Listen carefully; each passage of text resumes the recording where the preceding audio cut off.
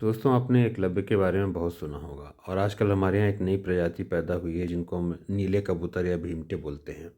ये भीमटे अक्सर ये रोना रोते हैं कि किस तरह से एक ब्राह्मण गुरु द्रोणाचार्य ने एकलव्य के ऊपर अत्याचार किया, जो कि एक गरीब आदिवासी था।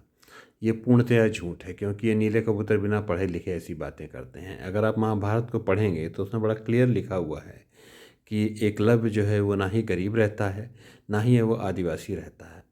एकलव्य जो है एक निषाद रहता है, जो निषाद राज का पुत्र रहता है, वो एक राजकुमार रहता है। उसका पिता जो है वो जरासंध का बहुत करीबी मित्र रहता है, इसलिए वो जरासंध की सेना में सेनापति भी रहता है। जैसे एक बड़ा राजा होता है, उसके अंडर में कई सारे राजा होते हैं, उसी प्रकार जरासंध एक बड़ा राजा था, उसके अंडर में एकलव्य का जो बाप था वो एक छोटा राजा था, उसके सेनापति के रूप में भी काम करता था।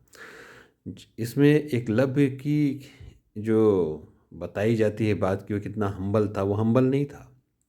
वो छुप कर चोरी से द्रोणाचार्य जो शिक्षा दे रहे थे उसको चोरी से वो देखता था, सीखता था और जाके प्रैक्टिस करता था। ये इसी प्रकार हुआ जैसे पाकिस्तान का कोई जासूस इंडिया में आके इंडिया के वेपन्स के बारे में जानकारी ले और वो पकड़ा जाएगा अगर, तो क्या किया जाएगा? इंडियन गवर्नमेंट क्या करेगी? उसको जेल में डालेगी या फिर उसको मार देगी या फांसी भी दे सकती है। लेकिन द्रोणाचार्य बहुत हम्बल थे बेचारे, वो बहुत सीधे साधे थे।